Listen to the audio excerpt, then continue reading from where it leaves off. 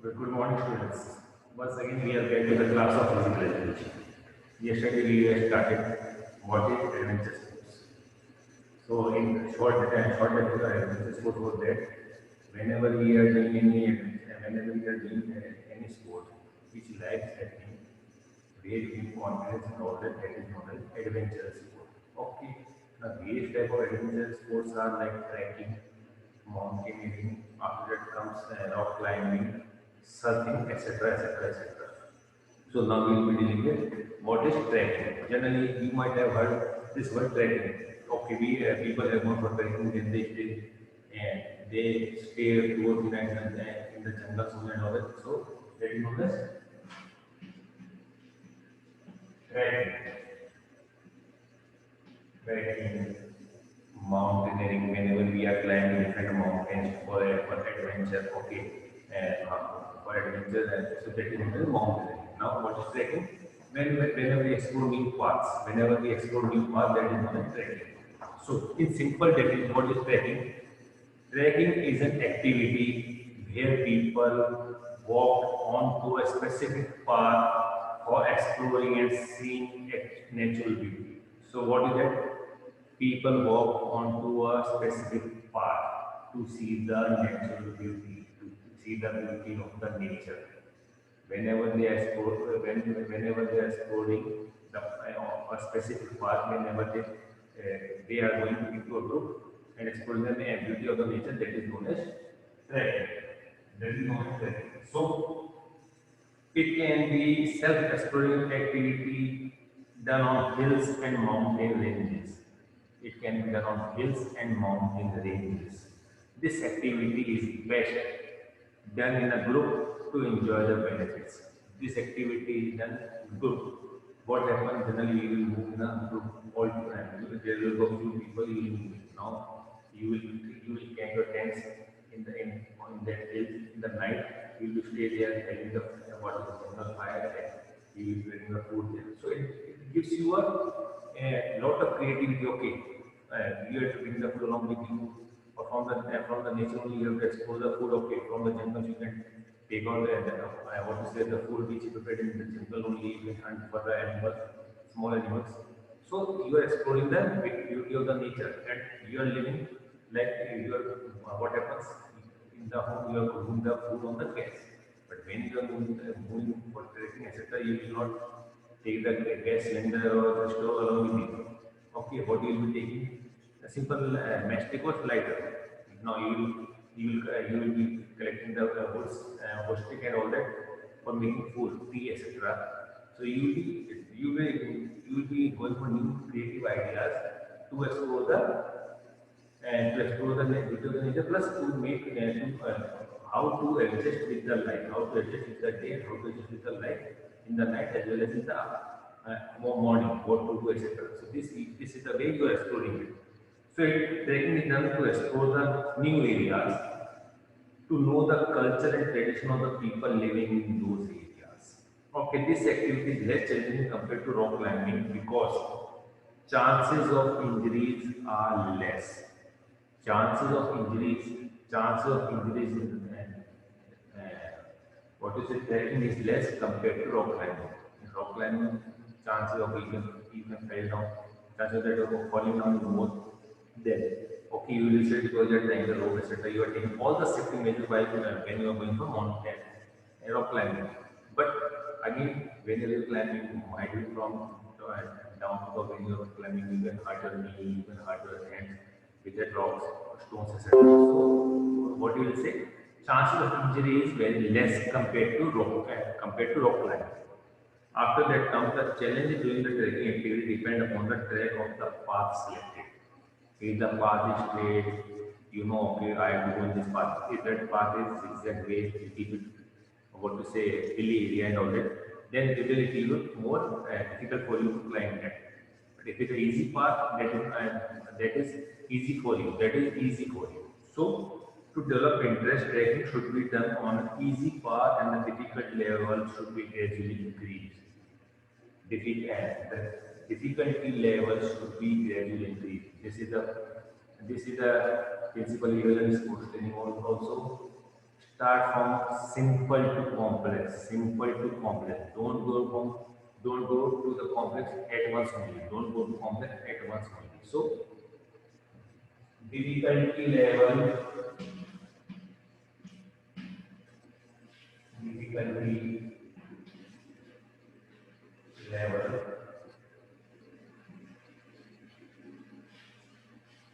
should be increased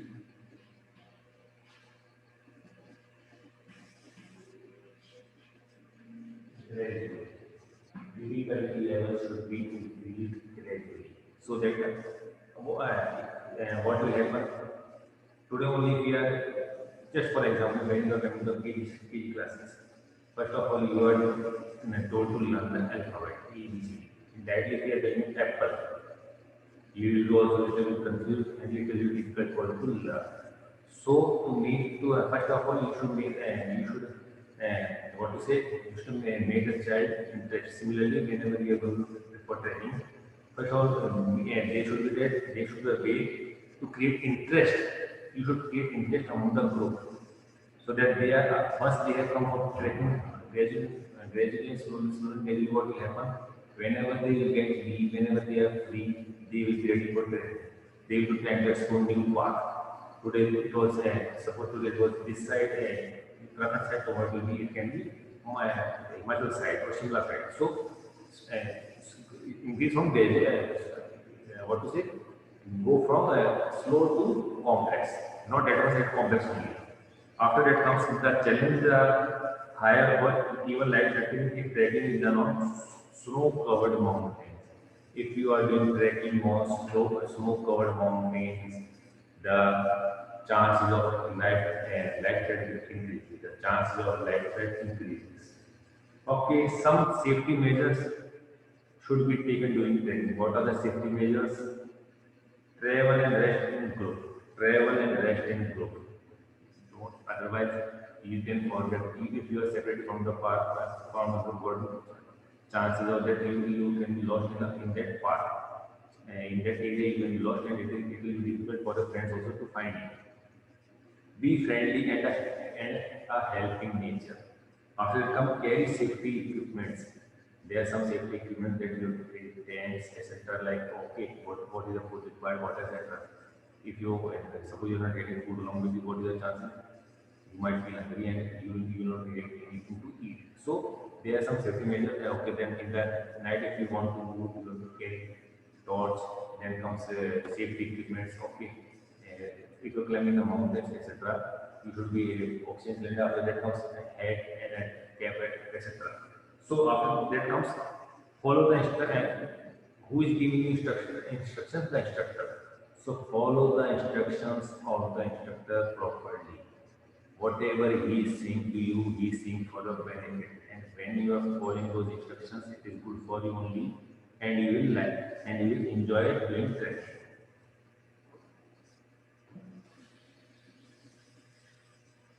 After that comes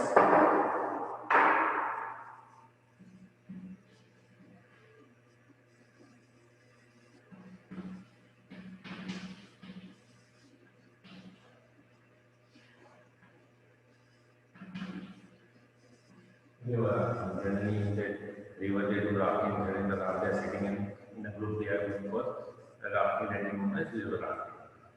This is also adventure sports. You are moving with the wave of the river, you are moving along with the waves or against the waves, you are trying to move. Sometimes they are taking along with you, but you have to maintain your balance on the boat, etc., so that you don't fall into the river. That is known as river rafting. River rafting is considered as an extreme sport. The degree of challenge of this activity depends on the movement of the water in the river. With which speed, with what speed the water is flowing in the river. That will depend, that will be the degree of challenge for you. If it is flowing easily, it easy going, then there is no challenge in river rafting. But when the water is flowing very fast, then there is a challenge to flow along with the flow of the water. So this is an outdoor activity. River rafting is done with an inflated raft on the surface of the water. What is there? Inflated raft on which you will sit, and on which the raft on which you sit and flow in the along with the flow of the water in the river. This is an outdoor activity which requires specific supervision training in the beginning. See, at once only you can't over. Proper training is given to the river rafters. Those who are doing rafting, proper training and guidance is given. Okay, sit in the inflated raft. Then first of all, in that the what to say, water only, not plain water, stable water only. They will make you what to do boating. Okay, move that move along with nature. So you have to proper training is given to the student. Proper training is given to those who want to do rafting. Then only they are told to go into deep into water, along flow with that flow with the water. So the fun and challenge of this activity is to move through the water current and propel the raft with the help of the pedals. What happens? First of all, you should know how to move the pedals in a stable water. If you're not able to move the water pedals in the stable water, you will not be able to move the pedals in the flowing, fast flowing water. So that is why training beyond how to move how you are to move the pedals. Suppose this person is sitting, he will move to the right side. This person is sitting, he will move the pedal to the left side. And who will move at which speed this move and the pedal will move. Everything is monitored by the instructor. After that comes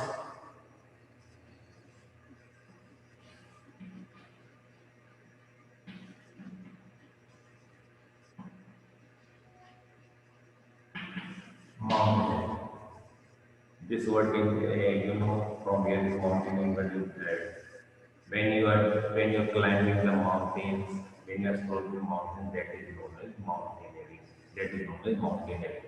So mountaineering is an activity or sport in which people take up challenges of climbing various mountains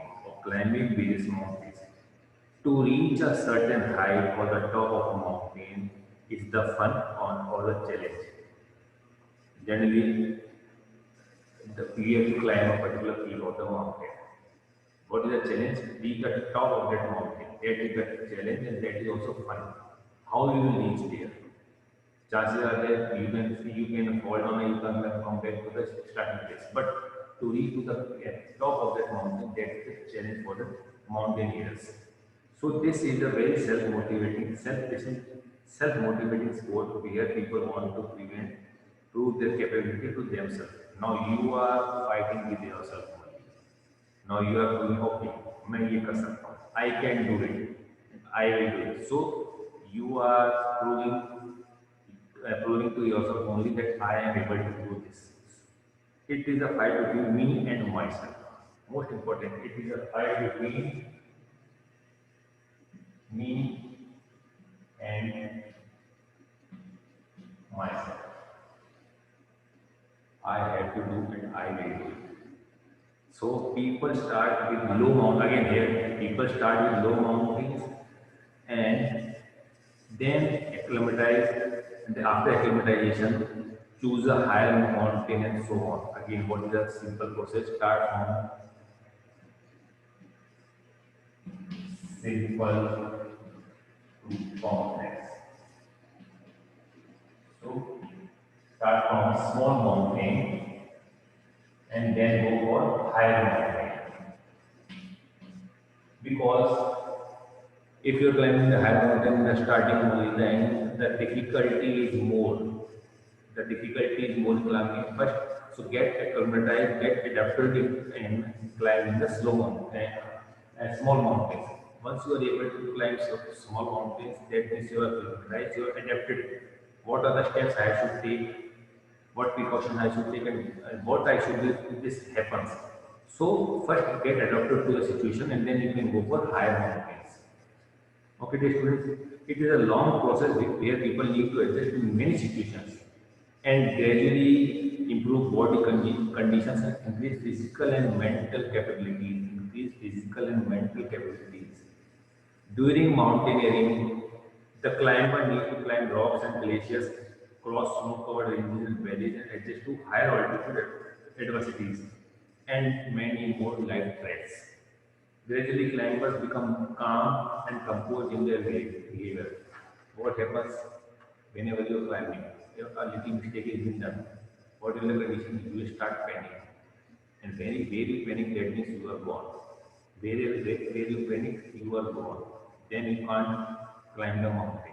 So, what they are saying is once you start climbing small mountain, after some gradual process, you become calm and composed. Then you are able to adjust. Okay, this is the fault I have committed earlier. Now I will overcome this. I will overcome my fault, and I will solve the solution for this particular fault, and I will overcome this. Okay. After that comes surfing. You might have heard surfing. What is surfing? What is surfing? Surfing is generally done in the sea. You are playing with the waves of the sea. Okay, whenever you are playing on the waves of the sea, that is, it is done on the surface of the waves. Okay, surfing is a sport where surfer rides a wave on a surfing board.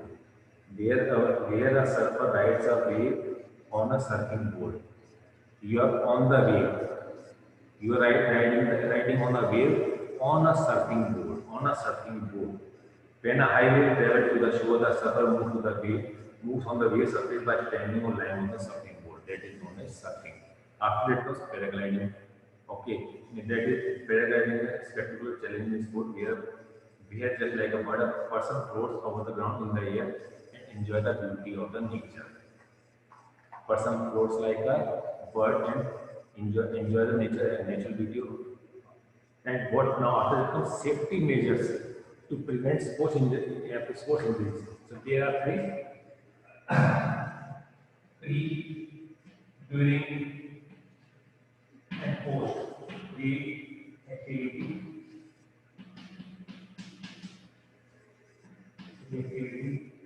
during activity, post activities. So what are the safety measures you should take? Readiness and clarity of the activity should be there. Okay, what I am performing to do, whether I am fully prepared for it, whether I am fully ready for it to do this activity. Condition of the playground equipment and environment should be adequate. Proper warm-up should be worn. You are going for mountaineering without polar clothes. If you are going, what do you think? Will you be able to climb?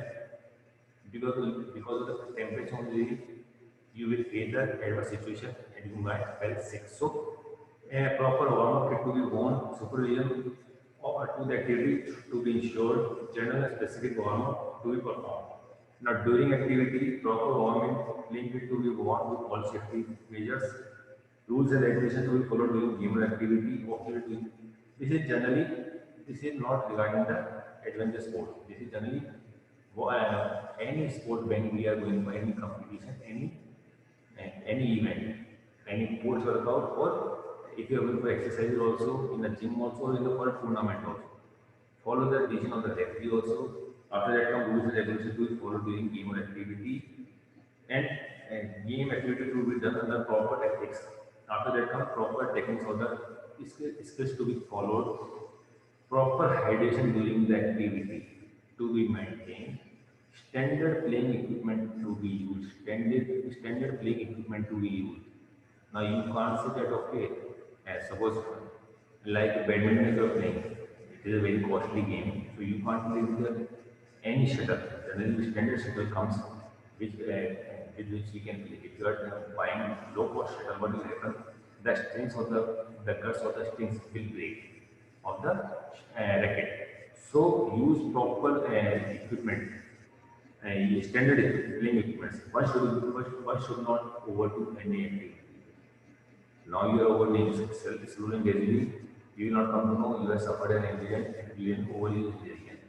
And it will be and afterwards, just because of overdoing it, you might be supposed to take more and more rest. That is very harmful for our body.